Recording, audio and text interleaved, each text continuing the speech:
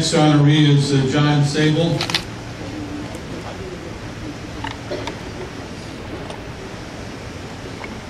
He grew up, strangely enough, and many of his family members in the East 49th Street area, the same place I did, the home of my father, the family. I understand he played the clarinet. I played the accordion. Of course, I can't play now, but he can still play.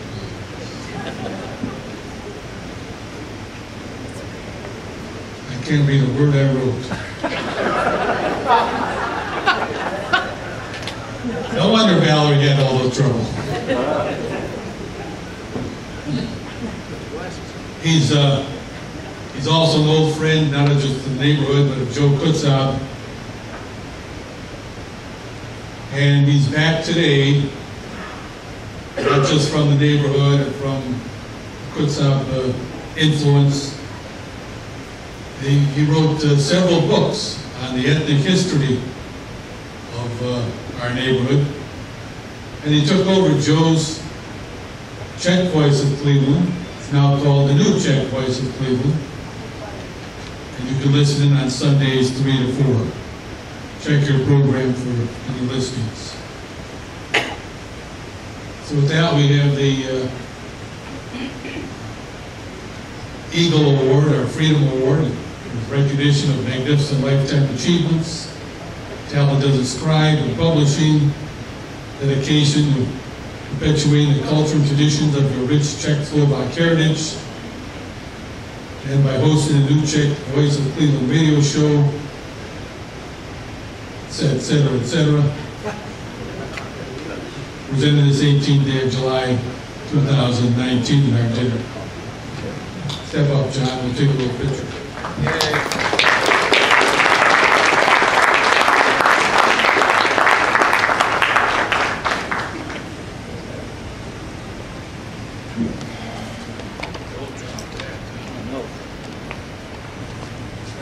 If I can button this, I don't know if it's possible. Suck it in. It's on video.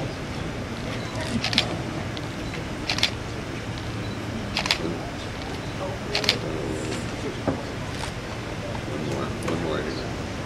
Okay.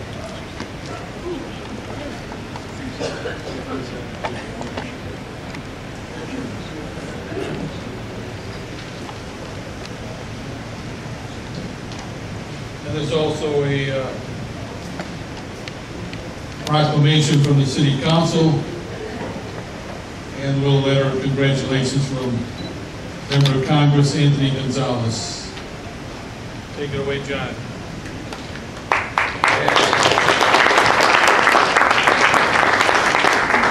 Thanks very much, Ralph. I just have a feeling that what I've been doing really dovetails with what this organization has been doing over the years, trying to bring nationalities together and to communicate their history to each other. When I was growing up at Nativity, Blessed Virgin Mary Parish on Etna Road, there was a large immigrant population there. Many of them were founding members of the parish even when I was young. And after Mass on Sunday, you'd see the men of the parish standing around, and they'd be talking to each other in English. But they would get into a heated discussion, and they would, talk about important topics, least important to them. When they had something important to say, something that involved a great truth that only they understood, they lapsed into Slovak, because that was the language for them where truth lied. A good friend of mine, his father came from Slovakia, Czechoslovakia at the time. And every time, he always puzzled, because every time you would ask him a question, it would take his father about 5 or 10 seconds to respond. And it wasn't until later in life he realized that his father was translating his son's question into Slovak so that he could understand it, and then kind of translating it back into his English so that he could answer it. Because this was the language that he thought in and dreamed in. In language, in family, and religion, we talk about people coming from Europe, immigrants coming from Europe, and they have their bags, they have their belongings, they have all their earthly possessions. But the three most important things that these folks brought with them, that our ancestors brought with them, was their language, their religion, and most importantly, their family. The first two, language and religion, are almost inseparable. Family is in a class by itself. There's a German philosopher, Ludwig Wittgenstein, who said, to understand a language is to understand a way of life. In other words, our language imposes itself on our world in the form of categories which give the world structure and create a common reality for anyone possessed of that language. Let's take a minute to imagine the city of Cleveland in 1890 or 1895 at the height of European immigration. At that time, 50% of the city of Cleveland was foreign-born. If you were walking on Superior Avenue, which would have been the main commercial street in Cleveland at that time, in all likelihood, every other person you saw would have been born elsewhere, would not have been born in the United States. Let that sink in for a while. More than anything, these people needed something to hang on to, not only for their own security, but for their own thought processes. And before these immigrants had radio, they had newspapers. If Joe Wendell is here, they had the Vector Anzeiger. They had the Novi Svet. They had the American. And they had cultural and religious and fraternal organizations, some of which are still with us today.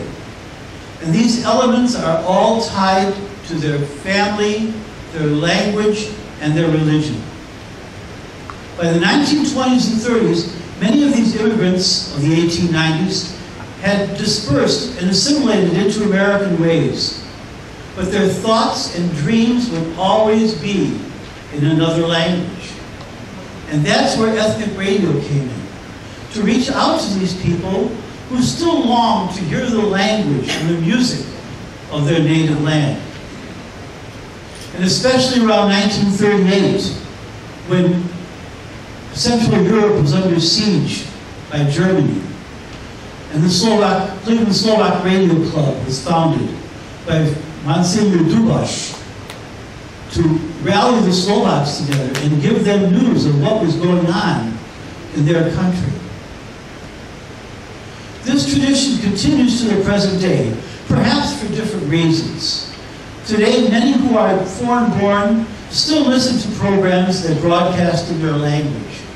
But others listen to these shows because that's what their parents or grandparents and further back did. And I still get letters from people telling me that this is why they listen to my show, to our show. And they want to reach back to reclaim the culture of their ancestors. Some listen for nostalgic reasons, and that's not a bad thing.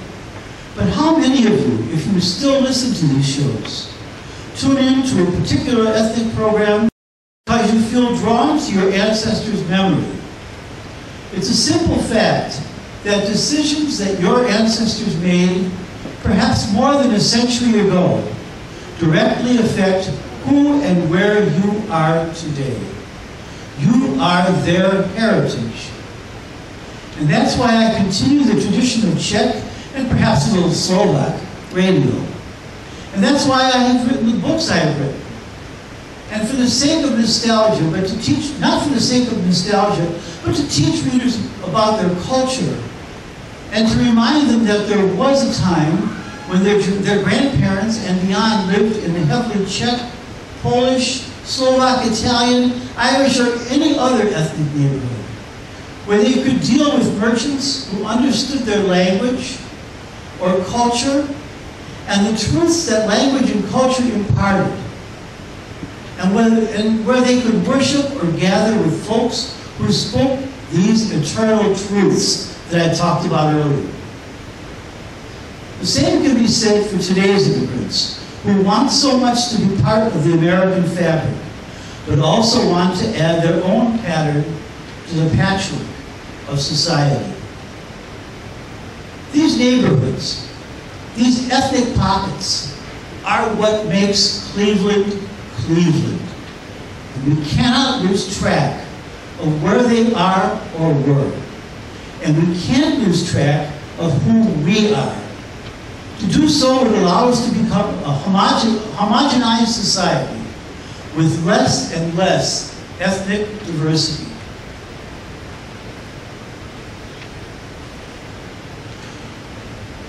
Organizations such as the American Nationalities movement help all of us to retain our ethnic identity and assert our role as proud Americans, and to help preserve the three greatest gifts we received from our ancestors: family, language, and religion.